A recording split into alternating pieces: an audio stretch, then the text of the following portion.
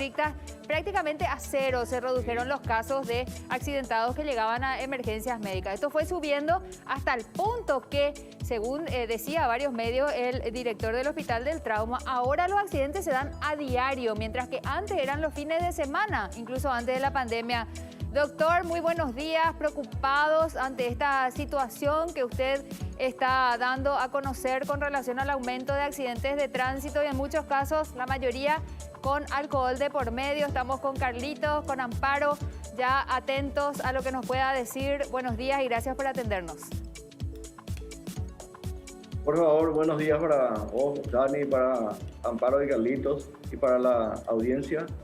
Y realmente describir esto es una situación un poco casi bastante desesperante porque no es que solamente se ha duplicado la cantidad de pacientes que asisten a la urgencia, donde tenemos 16 camillas habitualmente para reseccionarlos, ser efectivos. Ahora tenemos hasta en los pasillos pacientes en la urgencia. Son 32 pacientes que se duplicaron digamos, las camillas ahí. Y por otro lado tenemos pacientes que se han acumulado por resolver sus fracturas de cara, de columna, de miembros superiores e inferiores, y que suman más de 220 pacientes. ¿Qué pasa? Que estos pacientes durante la cuarentena, muchos de ellos entró en lista de espera, pero definitivamente ahora que vienen los pacientes nuevos, que son el doble de lo que anteriormente teníamos, entonces compite por las urgencias que tienen con los pacientes que están esperando su turno. Entonces, como una actitud proactiva, nuestro mensaje es así: comienza el verano. Normalmente viernes, sábado y domingo son los días en los que más ocurren accidentes, pues la gente se moviliza de un punto a otro, interurbano o al interior, y tiene siempre, desgraciadamente, a veces la irresponsabilidad de que el que toma el volante está tomado o tiene algún estupefaciente consumido. Nosotros decimos que sinceramente ahora es de lunes a lunes la cantidad digamos, los accidentes de siniestros viales con mucha gravedad, mucha violencia. Parece que la gente, ese pánico que tenía al principio por la pandemia, se traduce en un no me importa nada, no me importa nada. Sale de su casa un joven, se va a una fiesta, tiene un siniestro vial, no importa si es un 4 ruedas o una moto, y viene al hospital de trauma. Mucha gente que le vieron salir sano, íntegro, a los 15 días el joven no se despierta, en la terapia intensiva ya tiene secuelas, algunos amputados, y esa historia es lo que nosotros no queremos que se repita. Sabemos que los accidentes o los siniestros viales van a existir siempre porque somos humanos, nos movilizamos, pero por lo menos disminuyamos al máximo y extrememos los cuidados de conducción, sobre todo a la hora de tomar el volante. Seamos conscientes de que nosotros mismos vamos a ser perjudicados y le vamos a perjudicar a terceros. Ese es el mensaje, porque, mira, te doy cifras, Sani, Carlitos de Amparo, son 36.000 pacientes que hemos asistido de marzo hasta ahora, de los cuales 6.700 son pacientes que son, digamos, víctimas de siniestros viales. Más de 4.400 pacientes son víctimas de accidentes de motocicletas. Y tenemos 222 pacientes fallecidos del ingreso en marzo en la cuarentena hasta ahora. Doctor. Entonces, extrememos los cuidados. Comienza el verano, tengamos un verano sin luto. Doctor, con relación a eso que nos menciona, ahora justamente empieza el verano, pueden aumentar los casos, pero sin embargo tenemos que recordar que a partir del mes de julio y el relajamiento de las medidas sanitarias también se provocaron más accidentes de lo habitual, y tenemos datos del Hospital del Trauma que refieren a esos aumentos de casos o violencia inclusive. Entonces, ¿nos puede dar las cifras exactas como para poner en contexto y entender un poquito más la gravedad de la situación? Son 6.543 pacientes víctimas de siniestros viales, 4.154 víctimas de accidentes de motocicletas. Víctimas de agresiones. Nosotros tenemos víctimas de agresiones intrafamiliar, agresiones por tercero, violencia en las calles, donde sea. Casi 9.000 suman esos. O sea que la gente parece que entró en una actitud anárquica. Prácticamente no me importa nada. Esa es la actitud que yo leo en la calle. Y están desaforados, vamos a decirle, en esa actitud psicológica. Doctor. Entonces, algo tenemos que hacer como tejido social. Así mismo, doctor. Y volviendo un poquito, usted nos daba el dato que son más de 6.500 personas o 6.600 aproximadamente que son víctimas de accidentes viales. De ellas, de esas 6.500 aproximadamente, 4.150 son de motos. Sigue siendo este vehículo el más, de alguna manera, peligroso, ¿verdad? Los cascos, ¿qué tan efectivos son para evitar estas lesiones grandes, doctor? Aumentó con todos los mensajes que se emitieron a través de los medios de difusión. Desde el 2005 que se ensamblaron las motocicletas en Paraguay, el uso del casco, de aquel, digamos, 8 o 12% de gente que usaba casco, actualmente usan más del 52% de la gente casco.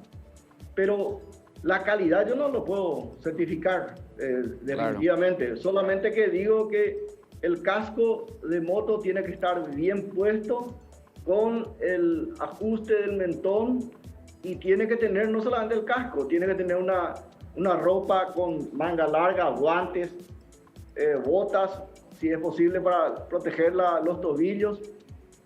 Y sobre todo los motociclistas, a quienes yo no voy a satanizar nunca, tienen que respetar las reglas y las normas del tránsito automotor, porque ellos se adelantan por la derecha o por la izquierda.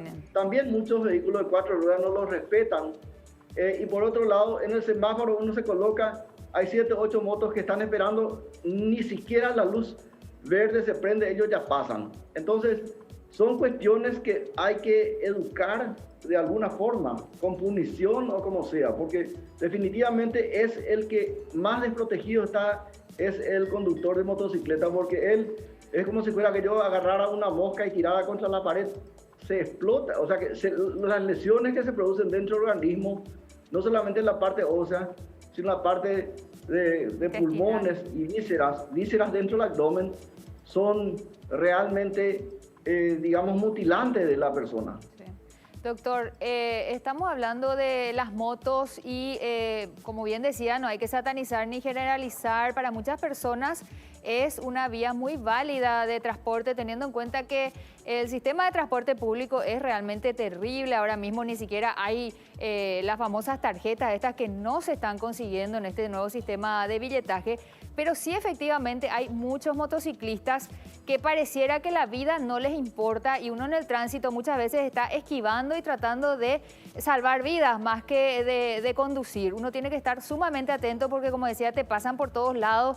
Pareciera que la vida no vale nada para muchas personas.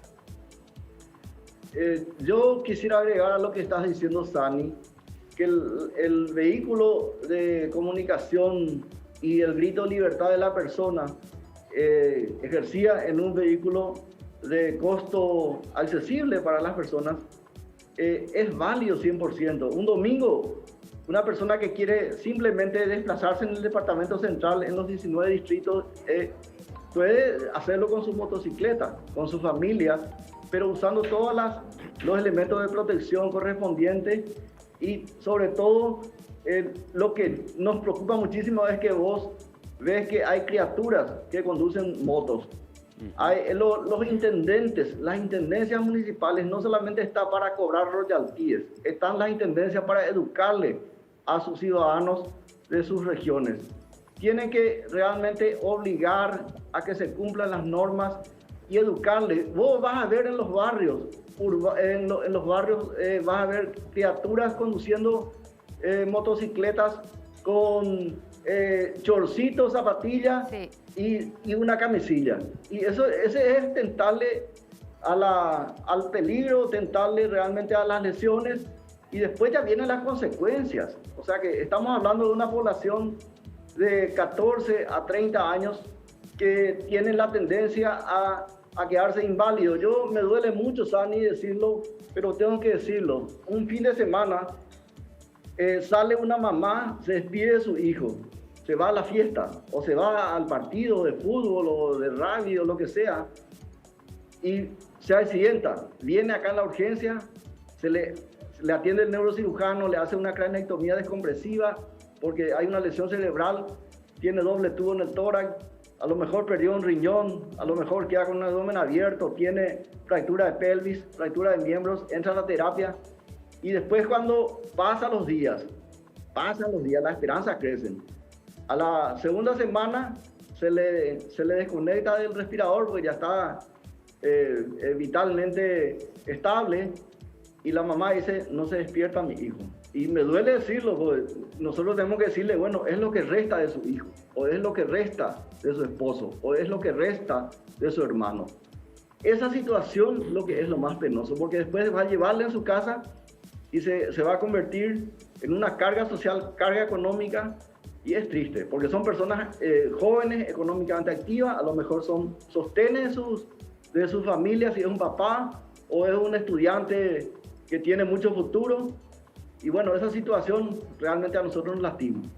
Doctor, es un ejemplo realmente lamentable, es un ejemplo que nosotros vivimos día a día y no nos damos cuenta. Es una realidad en la cual estamos pasando y bueno, lastimosamente no consideramos o no dimensionamos esa situación a la hora de, bueno, utilizar quizás una motocicleta o tener en cuenta todas esas medidas, tanto como educación vial y compañía. Pero es un pan de cada día, lastimosamente el Estado tampoco acompaña como debería. Las multas no son severas, lastimosamente, no se generan como tienen que ser para que esto se pueda disminuir de cierta manera. Ahora, yendo un poquito también a las zonas del país que registran estos accidentes y más en su mayoría o en cantidades, ¿qué zonas del país podríamos citar? Nosotros hace 2 años asumimos la dirección del Hospital de Trauma y hemos tenido reuniones interinstitucionales con el Ministerio de Obras Públicas, la Agencia Nacional de Tránsito, con quien de cerca trabajamos en los datos, pero sinceramente hicimos una visita al cuartel de la patrulla caminera con el anterior director y hay zonas, viste que se asfaltan las rutas a lo largo del país. Sí. Rutas asfaltadas, no señalizadas, cruces con nula advertencia de riesgos, un sistema de trauma que no es una realidad, porque yo te voy a decir, estábamos elaborando un proyecto de ley para construir y fortalecer el sistema de atención en el trauma a nivel país. Por eso es que recorrimos eso y hay zonas del interior donde realmente en Caguazú, la zona de Canindeyú, la zona de la ruta 3 que va hacia Pedro Juan, son rutas que evidentemente por el objeto en el cual fue asfaltado son rutas que digamos fortalecen la productividad económica.